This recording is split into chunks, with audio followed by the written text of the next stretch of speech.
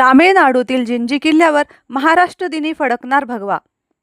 आपला मावळा टीमचा ऐतिहासिक उपक्रम.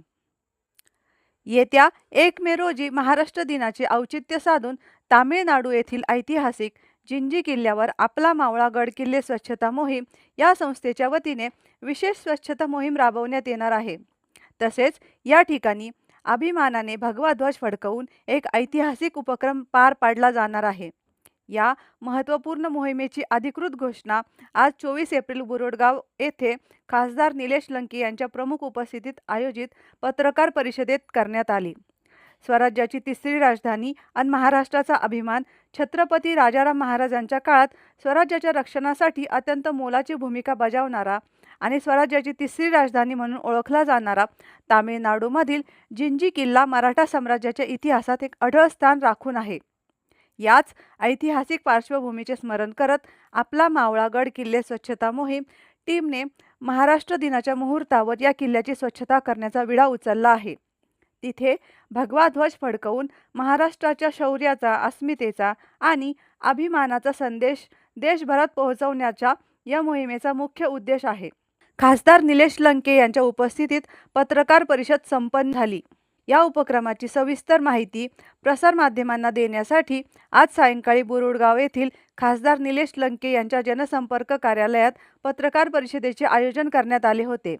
यावेळी खासदार लंके यांनी या स्तुत्य उपक्रमाचे कौतुक केले व मोहिमेला आपला पूर्ण पाठिंबा दर्शवला. राज्याच्या सीमेबाहेर जाऊन आपल्या ऐतिहासिक वारशाचे जतन आणि संवर्धन करण्यासाठी पुढाकार घेणाऱ्या आपला मावळा टीमच्या या उपक्रमाबद्दल सर्वत्र कुतूहल आणि कौतुक व्यक्त केले जात आहे. या मोहिमेत सहभागी होऊन महाराष्ट्र दिन एका आगळ्या वेगळ्या पद्धतीने साजरा करण्याचे आवाहन आयोजकांकडून करण्यात आले आहे. प्रतिनिधी दीपक कासवा, अहिल्यानगर. पण छत्रपती शिवरायांचा जन्म ज्या शिवनेरी किल्ल्यावर झाला त्या किल्ल्यापासून या मोहिमेला सुरुवात केली आणि ती मोहीम सुरुवात करत असताना आपला मावळा नावाच्या संघटनेच्या माध्यमातून या ठिकाणी सुरुवात केलेली आहे. त्याची आजची ही 14वी मोहीम आहे. त्यामध्ये अनेक गडांची आम्ही त्या मोहीम केली.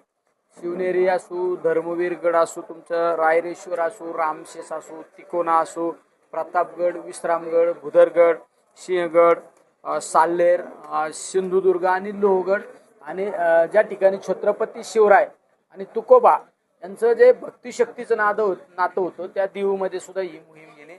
आणि आता ती मोहीम महाराष्ट्र दिनाचं औचित्य साधून जिंजी या ठिकाणी आम्ही ती मोहीम करत आहे. त्यामागं सगळ्यात महत्त्वाचं स्वराज्याच्या 3 राजधान्या होत्या.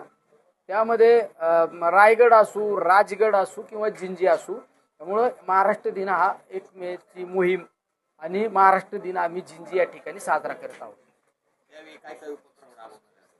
या ठिकाणी सगळ्यात महत्त्वाचा आमचा अजेंडा असतो की त्या परिसरातली स्वच्छता करणे, त्या परिसरामध्ये वृक्षारोपण करणे, काही ठिकाणी डस्टबिन ठेवणे, बाकडे ठेवणे, लाईटची व्यवस्था करणे, जे जे छोटे मोठे कामं असतात आणि काही छोट्या प्रमाणातली काही डागडुजी असेल हे सगळं आम्ही त्या मोहिमेमध्ये काम करत असतो. पण मोहिमेमध्ये काम करत असताना त्या मोहिमेमध्ये अजून त्या गडासाठी काय एक्स्ट्रा करणं आवश्यक आहे ते सरकारला आम्ही पाठपुरावा करत असतो. आणि हे सगळं काम झाल्यानंतर आम्ही महाराष्ट्र दिन त्या ठिकाणी मोठ्या प्रमाणात साजरा करत आहे. त्यामध्ये शाहिरांचा कार्यक्रम असू, लाठी काठीचा कार्यक्रम असू, मल्लखांब असू, असे महाराजांच्या काळातल्या खेळांचा कार्यक्रम करणार आहोत. किती मावळे?